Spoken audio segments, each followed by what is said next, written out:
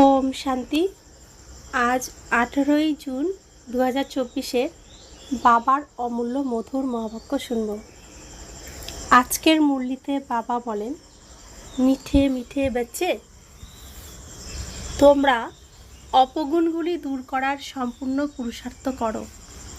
যে গুণের অভাব রয়েছে তার পোতামেল চাট রাখো, গুণের দান করো, তাহলে গুণবান হয়ে যাবে। আজকের মূল্যের প্রশ্ন, গুণবান হওয়ার জন্য সর্বপ্রথম কোন শ্রীমত পেয়েছ? উত্তর, মিষ্টি বাচ্চারা, গুণবান হতে হলে প্রথমত কারোর দেহকে দেখো না, নিজেকে আত্মা মনে করো। এক বাবার থেকেই শোনো, এক বাবাকেই দেখো, মনুষ্য মতকে দেখো না। দ্বিতীয়ত, দেহ অভিমানের বশে এমন কোনো কাজ যেন না হয় যাতে বাবার আর ব্রাহ্মণ কুলের নাম বদনাম হয়। উল্টো আচার আচরণ যাদের, তারা গুণবান হতে পারে না, তাদের কুল কলঙ্কিত বলা হয়। ওম শান্তি। বাবা আজকে কত সুন্দর করে বোঝাচ্ছেন, এত সুন্দর করে কে কখনো কি আমাদের বুঝিয়েছেন? আমরা ঈশ্বরীয় কুলের ঈশ্বরীয় সন্তান, ঈশ্বরীয় পরিবারে আছি, স্বয়ং ভগবানের পরিবারে, বাবার ঘরে আছি। এই পৃথিবীতে কোটি কোটি আত্মা আছে, তার মধ্যে কতজন আত্মা স্বয়ং ভগবানের পরিবারে আছে? সকলের যিনি পিতা তার বাড়িতে আছে। আমরা সকলের যিনি পিতা, আমারও তিনি পিতা। সকলের মধ্যে থেকে আমি এবং গুটি কয়েকজন আত্মা এই পরমাত্মার কাছে, পরমাত্মার ঈশ্বরীয় কুলে আছি। আমরা খুব শ্রেষ্ঠ সৌভাগ্যবান কিছু আত্মা, আমরা এই সৌভাগ্য প্রাপ্ত করেছি। তাহলে এই সৌভাগ্য যখন প্রাপ্ত করেছি, তখন অন্যদের থেকে আমাদের সৌভাগ্য ভালো, আমরা সৌভাগ্যবান। তাহলে আচরণও তো অন্যদের থেকে আলাদা হওয়া উচিত। ওম শান্তি। বাপদাদার হাতে জুঁই ফুল ছিল, বাবা সাক্ষাৎকার করাতেন।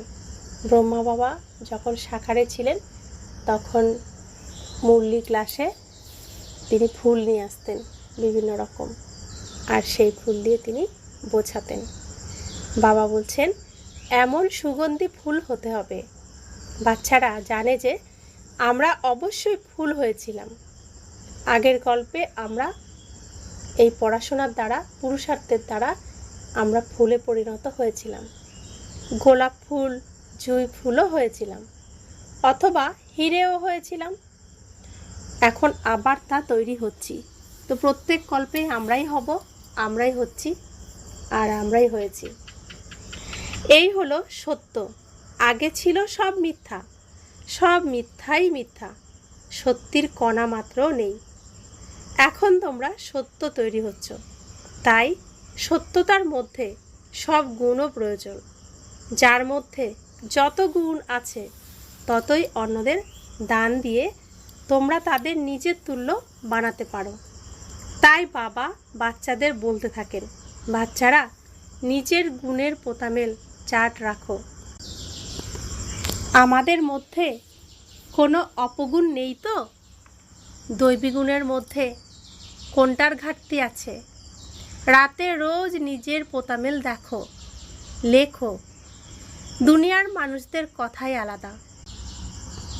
তোমরা এখন মানুষ নও, তোমরা হলে ব্রাহ্মণ। যদিও মানুষ তো সকলেই মানুষ, কিন্তু প্রত্যেকেরই গুণে বা চলনে তফাৎ আছে। মায়ার রাজ্যেও কোনো কোনো মানুষ খুবই গুণবান হয়, তবুও তারা বাবাকে জানে না। তারা খুবই ধর্মপ্রবণ, নরম মনের মানুষ হয়। দুনিয়াতে মানুষের গুণের বিভিন্নতা আছে, আর যখন দেবতা হয় তখন দৈবী গুণ সকলের মধ্যেই আছে। বাকি পড়ার কারণে পথ কম হয়ে যায়। এক তো পড়তে হবে, আর দ্বিতীয় অপগুণ দূর করতে হবে। বাচ্চারা একথা জানেই যে আমরা সম্পূর্ণ দুনিয়া থেকে পৃথক। এখানে যেন একই ব্রাহ্মণকুল বসে আছে। শূদ্রকুলে আছে মনুষ্য মত, ব্রাহ্মণকুলে আছে ঈশ্বরীয় মত। সবার প্রথমে তোমাদের বাবার পরিচয় দিতে হবে। তোমরা বলো যে অমুকে তর্ক করে। বাবা বুঝিয়েছেন, তোমরা লিখে দাও। আমরা ব্রাহ্মণ বা বিকেরা ঈশ্বরীয় মতে বুঝেই যাব। এনার থেকে উঁচু তো কেউই নেই। উঁচুর থেকে উঁচু হলেন ভগবান। তাই আমরা বাচ্চারাও তারই মতে চলি। আমরা মনুষ্য মতে চলি না।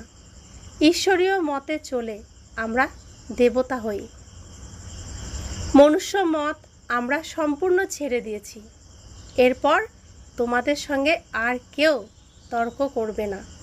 কেউ বলবে এ কথা কোথা থেকে শুনেছ, কে শিখিয়েছে? তোমরা বলবে আমরা ঈশ্বরীয় মতে চলি। এখানে প্রেরণার কোনো কথা নেই। অসীম জগতের দেহদের বাবা ঈশ্বরের কাছেই আমরা সব বুঝেছি। বলো, ভক্তিমার্গের শাস্ত্রের মতে আমরা অনেক সময় ধরে চলেছি। এখন আমরা ঈশ্বরীয় মত পেয়েছি। বাচ্চারা, তোমাদের বাবার মহিমাই করতে হবে। সর্বপ্রথম বুদ্ধিতে বসাতে হবে যে আমরা ঈশ্বরীয় মতে চলছি। মনুষ্য মতে আমরা চলি না, শুনিও না।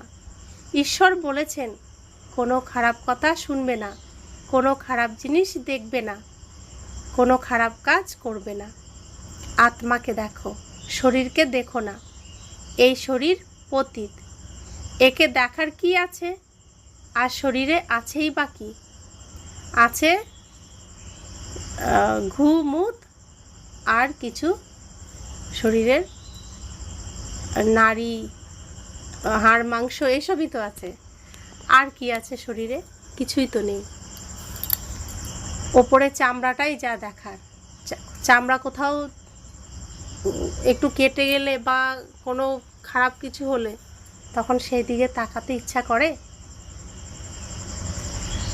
তো উপরের ত্বকটাই যা দেখার। এই ত্বকের প্রতি মানুষ আকর্ষিত হয়। তো শরীরে তো এমনিতে কিছুই নেই। শরীর তো যন্ত্র, গাড়ির মতো ইনস্ট্রুমেন্ট। তো বাবা বলছেন, এই চোখে এই শরীর দেখো না। এই শরীর তো পতিতই পতিত। এখানকার এই শরীর ঠিক হবে না, আরও পুরানো হয়ে যাবে। দিনে দিনে আত্মা শুদ্ধ হতে থাকে। আত্মাই হলো অবিনাশী। তাই বাবা বলেন, কোনো খারাপ জিনিস দেখো না। শরীরকেও দেখা ঠিক নয়। দেহ সহ দেহের যে যে সম্বন্ধ আছে সেসব ভুলে যেতে হবে। আত্মাকে দেখো, এক পরমাত্মা বাবার থেকেই শোনো। এতেই যত পরিশ্রম। তোমরা অনুভব করো যে এ অনেক বড় বিষয়। যে হুঁশিয়ার হবে তার পদও অনেক উঁচু হবে। এক সেকেন্ডেই জীবন মুক্তি পাওয়া যেতে পারে, কিন্তু যদি সম্পূর্ণ পুরুষার্থ না করো তাহলে অনেক সাজা ভোগ করতে হবে। বাচ্চারা, বাবার পরিচয় দেওয়ার জন্য তোমরা অন্ধের লাঠি হও। আত্মাকে দেখা যায় না, জানা যায়। আত্মা কত ছোট। রাস্তা দিয়ে যে গাড়ি চলে সেই গাড়ি ড্রাইভার চালায়, কিন্তু আমরা কি বলি? গাড়ি যাচ্ছে, ড্রাইভার যাচ্ছে বলি না, বা ড্রাইভারকে দেখিও না, কে চালাচ্ছে দেখি না, গাড়ি যাচ্ছে এটুকুই দেখি। তো আমরাও যখন চলি, তো আমার শরীরের নাম যা, সকলে বলবে অমুক যাচ্ছে। আমি যে ড্রাইভার, এই গাড়িকে চালিয়ে যাচ্ছি, ড্রাইভারকে কেউ দেখে না। আর আমরা সৃষ্টির গভীর রাতে রয়েছি। আমরা এখন ঘুমের মধ্যে চলছি। তো ঘুমের মধ্যে চলছি, তাই নিজের কোনো মতে আমি চলছি না। আর আমরা যে চলছি এর মধ্যে থেকে কাউকে কাউকে বাবা তার কাছে নিয়ে এসে জাগিয়ে তুলছেন, যে ঘুম থেকে ওঠো, দেখো ভোর হয়ে গেছে, এখন সকাল হবে। তোমরা এখন পড়াশোনা করো, পরিষ্কার পরিচ্ছন্ন হও, সকালবেলা তোমাদেরকে আবার রেডি হয়ে তোমাদের কাজে লেগে যেতে হবে। তো বাবা বলছেন, অন্ধের লাঠি হয়ে যাও। যারা এই গভীর রাতে ঘুমাচ্ছে, ঘুমিয়ে ঘুমিয়ে চলছে, তাদেরকে সঠিক পথ দেখাও। বাবা বলছেন, এই আকাশতত্ত্বে দেখো মানুষ কত জায়গা নেয়। মানুষ তো আসতে যেতেই থাকে, আত্মা কি আসতে যেতে থাকে? আত্মার কত ছোট জায়গা লাগে। এ হলো বিচার করার মতো কথা। আত্মাদের ঝাঁক হয়, শরীরের তুলনায় আত্মা কত ছোট, সে কত অল্প জায়গা নেবে। তোমাদের তো থাকার জন্য অনেক জায়গার প্রয়োজন। এখন বাচ্চারা, তোমরা বিশাল বুদ্ধির হয়েছ। বাবা নতুন দুনিয়ার জন্য তোমাদের নতুন কথা শোনান, আর তোমাদের তৈরি করেনও যিনি, তিনিও নতুন। মানুষ সকলের কাছেই দয়া ভিক্ষা করতে থাকে। নিজের মধ্যে শক্তিই নেই যে নিজেকে দয়া করবে। তোমরা শক্তি পাও, তোমরা বাবার থেকে অবিনাশী উত্তরাধিকার নিয়েছ। আর কাউকেই দয়ালু বলা যাবে না, মানুষকে কখনোই দেবতা বলা যাবে না। দয়ালু হলেন একা বাবাই, যিনি মানুষকে দেবতা বানান। তাই বলা হয়, পরমপিতা পরমাত্মার মহিমা অপরম অপার, এর কোনো পারাপার নেই। এখন তোমরা জানো যে তার দয়ার কোনো সীমা নেই। বাবা যে নতুন দুনিয়া বানান, সেখানে সব কিছুই নতুন থাকে। মনুষ্য, পশু, পাখি সবই শতপ্রধান হয়। বাবা বুঝিয়েছেন যে তোমরা উচ্চ হলে তোমাদের ফার্নিচারও তেমনই হবে, এমন কথিত আছে। বাবাকেও বলা হয় উঁচুর থেকেও উঁচু, যার থেকে বিশ্বের বাদশাহী পাওয়া যায়। বাবা পরিষ্কারভাবে বলে দেন যে আমি হাতে করে স্বর্গ নিয়ে আসি। ওরা হাত থেকে কেশর ইত্যাদি বের করে। এখানে হলো পড়ার কথা। ভক্তিতে আমরা কি করতাম? মূর্তির সামনে কেশর নিয়ে তাকে সেবা করতাম, ঘন্টা বাজাতাম, প্রদীপ দেখাতাম, ধূপ দেখাতাম, শাঁখ বাজাতাম। আর এখানে কি করতে হয়? এখানে এসব কোনো কিছু করতে হয় না। বাবা কি করেন? বাবা আমাদের প্রথমে বাবা হয়ে ভালোবাসা দেন, যোগের দ্বারা আমাদের নোংরা পরিষ্কার করে দেন, স্নান করিয়ে দেন। তারপর এই জ্ঞান অমৃত পড়াশোনার দ্বারা আমাদেরকে পান করিয়ে দেন। এ হলো প্রকৃত পড়া। তোমরা বুঝতে পারো যে আমরা এখানে পড়ছি। আমরা ঈশ্বরীয় কুলে জন্ম নেওয়ার পর যখন এই ঈশ্বরীয় বিশ্ববিদ্যালয়ে পড়াশোনা করছি, নিজেকে মনে হয় আমরা এখন ছোট বাচ্চা আর স্টুডেন্ট। তো student life is the best. এখন সেটা প্রকৃত সেই অনুভব, সেই আনন্দ পাচ্ছি। কারণ এই স্টুডেন্ট হয়ে গেলে আমাদের টিচার, তিনি সমস্ত আমাদের চিন্তা নিয়ে নেন, আমাদেরকে পড়াশোনা করিয়ে সম্পূর্ণ রিফ্রেশ করে দেন, চিন্তা মুক্ত করে দেন। আর লৌকিকে যখন পড়াশোনা করেছি, তখন টিচার অনেক চিন্তা দিয়ে দিত মাথার মধ্যে। এত এত পড়া, পরের দিন আবার পড়া করে না গেলে কান ধরে উঠবোস করানো, আবার খাতা বই, আবার মাসের শেষে শিক্ষকের জন্য কিছু দিতে হবে, আবার স্কুলে যেতে গেলে ভাড়া লাগে, অনেক কিছু চিন্তা থাকতো। আর রিফ্রেশ তো কোনো দিনই হতাম না, প্রত্যেক দিনই চিন্তাই থাকতো। আর যত পরীক্ষার টাইম আসতো, তত আরও বেশি চিন্তা থাকতো। কোনো সময় তো মাস্টারমশাই, আমাদের শিক্ষক, মাসের মাইনা ঠিকমতো না দিলে আমাদেরকে পড়তে যেতেও বারণ করে দিতেন, এমন ছিল। তো সেখানে চিন্তাই চিন্তা, টেনশানই টেনশান।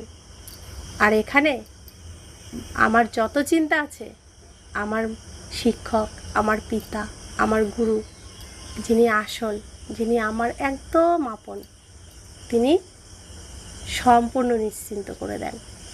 তিনি বলেন, তোমার সব চিন্তা আমাকে দিয়ে দাও। যখন তাকে দিয়ে দিই তখন সত্যি সত্যি সেই কাজ তিনিই করেন।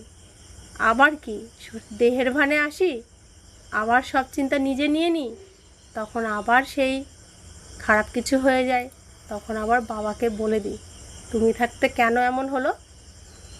তারপরও বাবা বলেন, মিষ্টি বাচ্চারা, দায়িত্ব তোমাকে কে নিতে বলেছে, সব আমাকে দাও, আমি তোমার সমস্ত দায়িত্ব পালন করব। তোমার আমি সার্ভেন্ট হয়ে গেছি, অবিডিয়েন্ট সার্ভেন্ট, তুমি নিশ্চিন্তে পড়াশোনা করো। তো বাবা বলছেন যে তোমরা পাঠশালাতে এসেছো, তোমরা এমন পাঠশালা অনেক হলো, তাহলে তোমাদের কার্যকলাপ দেখা যাবে। কেউ আবার উল্টো আচরণ করে নাম বদনাম করে দেয়। দেহবোধে যারা আচ্ছন্ন তাদের কার্যকলাপ আলাদা হবে। তোমরা দেখবে যে এমন কার্যকলাপ থাকলে তখন সবার উপরেই কলঙ্ক লেগে যায়। বুঝতে পারে যে এর আচরণে কোনো তফাৎ হয়নি, তাহলে বাবার নিন্দা করানো হলো, তাই না? অবশ্য সময় লাগে, সম্পূর্ণ দোষ তার উপর এসে যায়। ব্যবহার খুব সুন্দর হওয়া চাই। তোমাদের স্বভাব পরিবর্তন হতে কত সময় লাগে? তোমরা বুঝতে পারো যে কারো কারো ব্যবহার খুবই ভালো, 1 নম্বর, এ চোখে দেখাও যাবে। বাবা একজন বাচ্চাকে বসে দেখেন যে এর মধ্যে কী দুর্বলতা আছে যা দূর করা উচিত। একজনকে তিনি পর্যবেক্ষণ করেন। সকলের মধ্যেই তো ঘাটতি আছে, তাই বাবা সবাইকে দেখতে থাকেন, তিনি রেজাল্ট দেখতে থাকেন। বাবার বাচ্চাদের প্রতি ভালোবাসা আছে, তিনি জানেন যে এর মধ্যে এই ঘাটতি আছে, সেই কারণে এ এত উচ্চপদ পেতে পারবে না। যদি দুর্বলতা দূর না হয় তাহলে খুব মুশকিল, দেখেই তা বোঝা যায়। এ তো জানেই যে এখনো সময় বাকি আছে। একজনকে যাচাই করেন। বাবার নজর একটি গুণের উপরে পড়বে। তিনি জিজ্ঞেস করবেন, তোমাদের মধ্যে কোনো অপগুণ নেই তো? বাবার সামনে সত্যি কথা বলে দেয়। কারো আবার দেহ অভিমান থাকে, তখন তারা বলেন না। বাবা তো বলতেই থাকেন, নিজে থেকে যে করে সে দেবতা,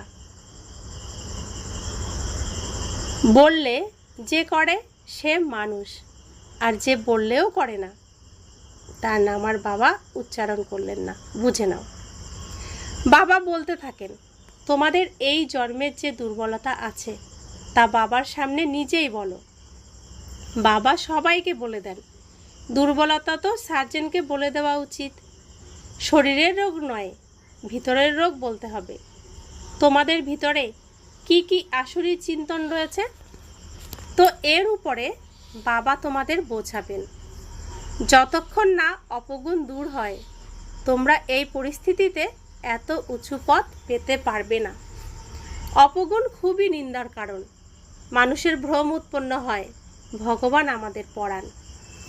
ভগবান নাম রূপ থেকে পৃথক, তিনি সর্বব্যাপী। তিনি কিভাবে আমাদের পড়াবেন? এর আচার আচরণ কেমন?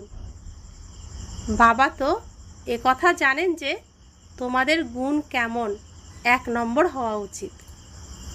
অপগুণ যদি লুকিয়ে রাখে তাহলে কারো এতটা তীর বিদ্ধ হবে না। তাই যতটা সম্ভব নিজের মধ্যে যা অপগুণ আছে তা দূর করো। তোমরা নোট করো, আমাদের মধ্যে এই কমতি আছে, তখন অন্তরে বিদ্যে থাকবে। কমতি হয়ে গেলে মনে বিদ্যে থাকবে। ব্যবসায়ীরা নিজেদের খাতা রোজ চেক করে, আজ কত লাভ হলো, তারা রোজের খাতা দেখতে থাকে। এই বাবাও বলেন, রোজ নিজের চালচলন দেখো, না হলে নিজের ক্ষতি করে দেবে, বাবার সম্মান হানি করবে। গুরুর নিন্দা যারা করায় তারা টিকতে পারে না। দেহ অভিমানীরা টিকতে পারবে না। দেহি অভিমানী খুব ভালোভাবে থাকতে পারবে। দেহি অভিমানী হওয়ার জন্যই সবাই পুরুষার্থ করে, দিনে দিনে শুধরে যেতেও থাকে। দেহ অভিমানে থেকে যে কর্তব্য কর্ম হয় তা কাটতে হবে। দেহ ভাবে থাকলে অবশ্যই পাপ হয়ে যাবে। তাই দেহি অভিমানী হতে থাকো। এ তো তোমরা বুঝতেই পারো যে জন্মেই কেউ রাজা হয় না। দেহি অভিমানী হতে সময় তো লাগেই, তাই না? এও তোমরা বুঝতে পারো। এখন আমাদের ফিরে যেতে হবে বাবার কাছে। বাচ্চারা আসে, কেউ 6 মাস বাদে আসে, কেউ আবার 8 মাস বাদেও আসে। তো বাবা দেখেন যে এতটা সময়ে এদের কতটা উন্নতি হয়েছে। এতদিনে কি শুধরে গেছে নাকি এখনও কিছু বাকি আছে? কেউ কেউ আবার চলতে চলতে পড়া ছেড়েও দেয়। বাবা বলেন, এ কি হলো? ভগবান তোমাদের পড়ান ভগবতী হওয়ার জন্য, এমন পড়া তোমরা ছেড়ে দাও? আরে এই পৃথিবীর গডফাদার তোমাদের পড়ান, এতে তোমরা অনুপস্থিত থাকবে? মায়া কতটা প্রবল! 1 নম্বর পড়া থেকে তোমাদের মুখ ঘুরিয়ে দেয়। এমন অনেকেই আছে যারা এই পড়ায় চলতে চলতে পরে পদাঘাত করে দেয়। এ তো তোমরা বুঝতেই পারো। এখন আমাদের মুখ স্বর্গের দিকে আর পা নরকের দিকে। তোমরা হলে সঙ্গমযুগী ব্রাহ্মণ, এ হলো পুরানো রাবণের দুনিয়া। আমরা শান্তিধাম হয়ে সুখধামের দিকে যাব। এ কথা বাচ্চাদের মনে রাখতে হবে। সময় খুবই কম, কালই দেহত্যাগ হতে পারে। বাবাকে স্মরণে না থাকলে অন্তিম সময়ে যা স্মরণ করবে তো তেমনই গতি হবে। অন্তিম সময়ে যেমন মতি তেমন গতি। বাবা তো খুবই বোঝান, এ সবই গুপ্ত কথা, এই জ্ঞানও গুপ্ত। তোমরা এও জানো যে পূর্বকল্পে যে যতটা পুরুষার্থ করেছিল তাই করছে। ড্রামা অনুসারে বাবাও পূর্বকল্পের মতো বোঝাতে থাকেন, এতে তফাৎ হতে পারে না। তোমরা বাবাকে স্মরণ করতে থাকো, তোমাদের বিকর্ম বিনাশ হতে থাকবে। শাস্তি পাওয়া উচিত নয়। বাবার সামনে বসে শাস্তি পেলে বাবা কি বলবেন? বাবার কত খারাপ লাগবে তখন। বাবা কত দূর থেকে এসেছেন, কি পরিশ্রমী না করছেন। সারাক্ষণ তিনি পরিশ্রম করছেন, এক মুহূর্তও তিনি রেস্ট নিচ্ছেন না। সম্পূর্ণ বিশ্বকে তিনি পরিষ্কার করছেন আর বাচ্চাদের সহযোগিতা চাইছেন। আমরা কি করছি? একটুখানি পড়তে এসে যেন বাবাকে কত না দয়া করছি। বাবা পরমধামে কত সুন্দর ছিলেন, এই পতিত নোংরা দুনিয়া এসেছেন আমাদেরকে নোংরার থেকে বের করে সুন্দর একটা সুখের দুনিয়া দিতে। আর আমরা সেখানে কি করছি? বাবার সহযোগিতা কতটুকু করছি? বাবা বলছেন যে তোমরা সাক্ষাৎকারও করেছ, ওই সময় ক্ষমা হয় না। এর দ্বারা যখন বাবা পড়ান তখন এনারও সাক্ষাৎকার হবে, এনার দ্বারা ওখানেও বোঝাবেন তোমরা এই করেছো। তখন অনেক কান্নাকাটি করবে, চিৎকার করবে, আফসোসও করবে। সাক্ষাৎকার ছাড়া সাজা দেওয়া সম্ভব নয়। তখন বলবেন তোমাদের এত পড়াতাম, তবুও এমন এমন কাজ করেছো। তোমরাও বুঝতে পারবে রাবণের মতে চলে আমরা কত পাপ করেছি। আমরা পূজ্য থেকে পূজারী হয়ে গেছি, বাবাকে সর্বব্যাপী বলে এসেছি। এ তো 1 নম্বর অপমান। এর হিসেব নিকেশও অনেক। বাবা অভিযোগ করেন যে তোমরা কিভাবে নিজেদের চড় মেরেছ, ভারতবাসীরাই কতটা নেমে গেছে। বাবা এসে সব বুঝিয়ে বলেন।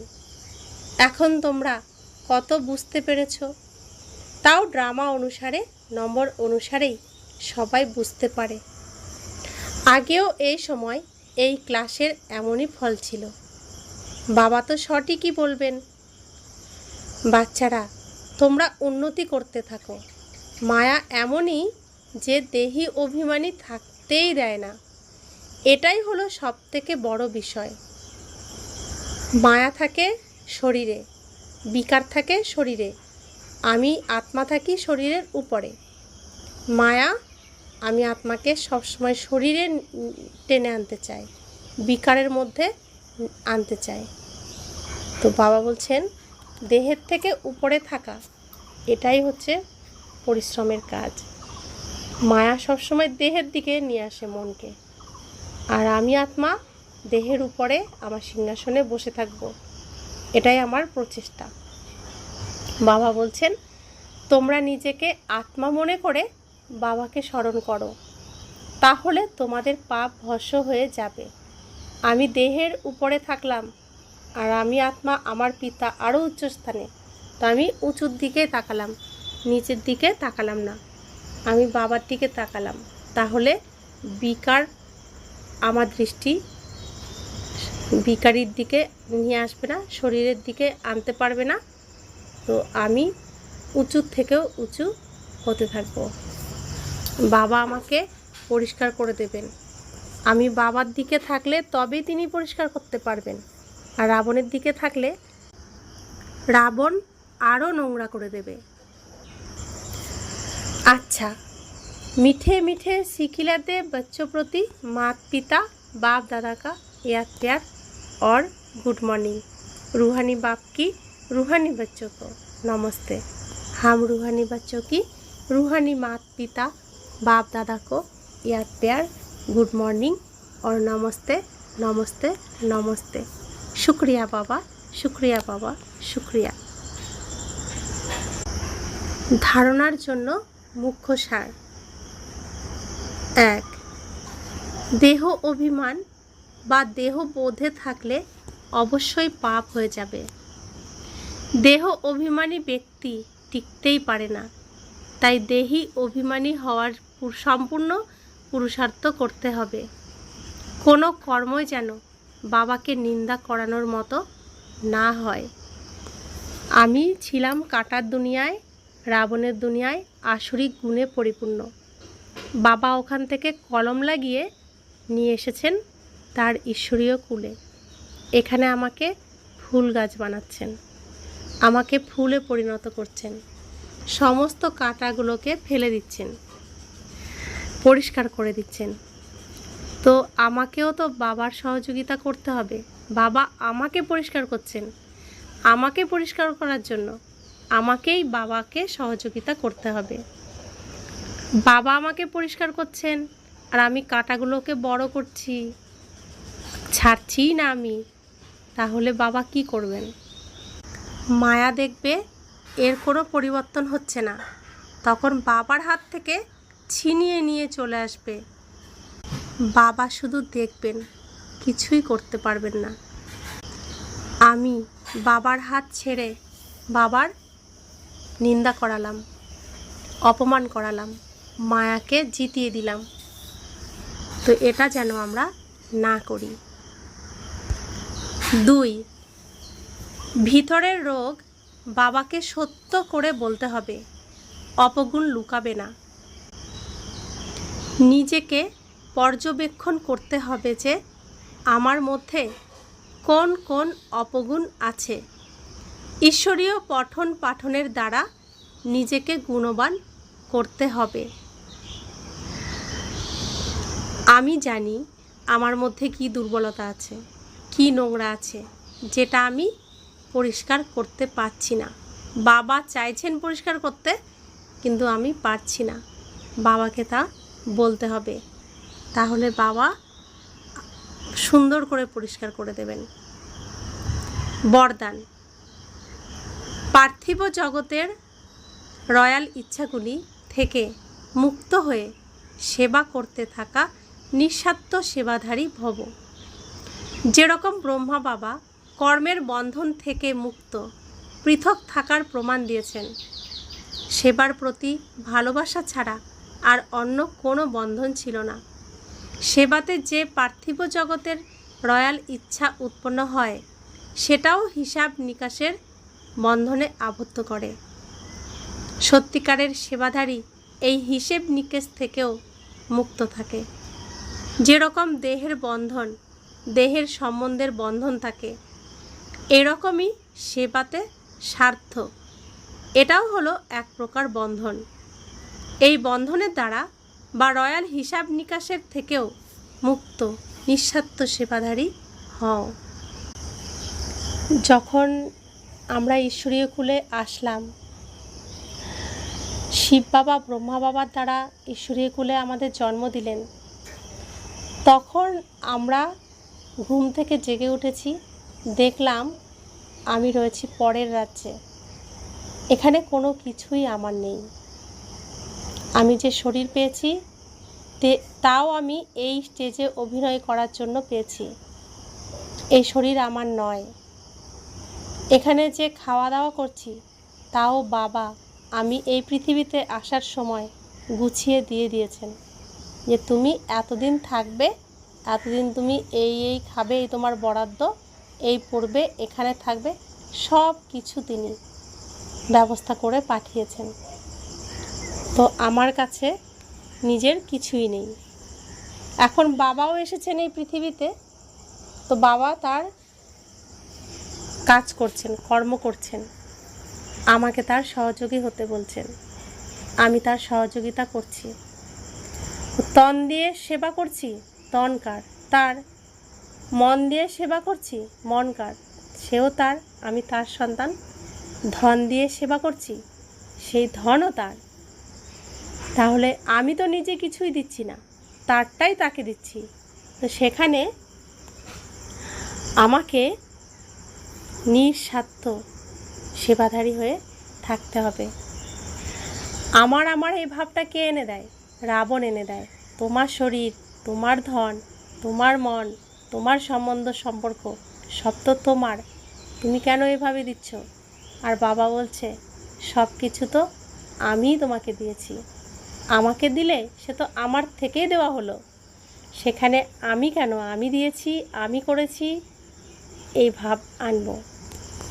আমার যখন জ্ঞান ছিল না, রাবণের মতে আমি তা করতাম, আমি আর আমার করতাম। এখন আমি ঘুম থেকে জেগে উঠেছি, জ্ঞান হয়েছে আমার যে কোনো কিছুই আমার নয়, যা বাবার, বাবার কাছেই তা আবার দিচ্ছি। হ্যাঁ, আমার জন্য যেটুকু বরাদ্দ ছিল সেখান থেকে বাবাকে আমি দিচ্ছি। এটুকু আমরা মনে করতে পারি যে বাবা তোমার থেকেই তোমাকে আমি নিঃস্বার্থ সেবা শুদ্ধ মনে দিচ্ছি। স্লোগান: প্রতিজ্ঞাগুলিকে ফাইলে রেখো না, ফাইনাল করে দেখাও। আমরা কত প্রতিজ্ঞা করি। এই রবিবারের অব্যক্ত মূল্যতেও বাবা আমাদের কাছ থেকে গিফট চেয়েছেন। 3 রকমের আমাদের ক্রোধ থাকে, রাগ থাকে। সমস্ত রাগ, সমস্ত ক্রোধ অংশমাত্র নিজের কাছে না রেখে বাবাকে সব গিফট হিসেবে দিয়ে দিতে বলেছেন। কারণ এই পৃথিবীতে এগুলোই রাবণ আমাকে দিয়েছে, এগুলো রাবণের, এগুলো আমার নয়। তো বাবা বলছেন কিছুই তোমার কাছে রেখো না, সম্পূর্ণ নিঃস্ব ভিখারি হয়ে যাও। তুমি এখানে সম্পূর্ণ খালি হতে পারলে তবে ওখান থেকে সম্পূর্ণ ভর্তি হয়ে যাবে। তো প্রতিজ্ঞা আমরা করেছি, এই রবিবারেও বলেছি বাবা, ও মিষ্টি বাবা, তোমাকে সব রাগ দিয়ে দিলাম, আমি আর কখনো রাগ করব না। তো এই প্রতিজ্ঞা ফাইলেই রেখেছি, সেটা যেন ফাইনাল করে দেখাতে পারি, তবেই তো এই পড়াশোনা সার্থক। বাবার মান এবং আমার মান দুটোই থাকবে। ওম শান্তি।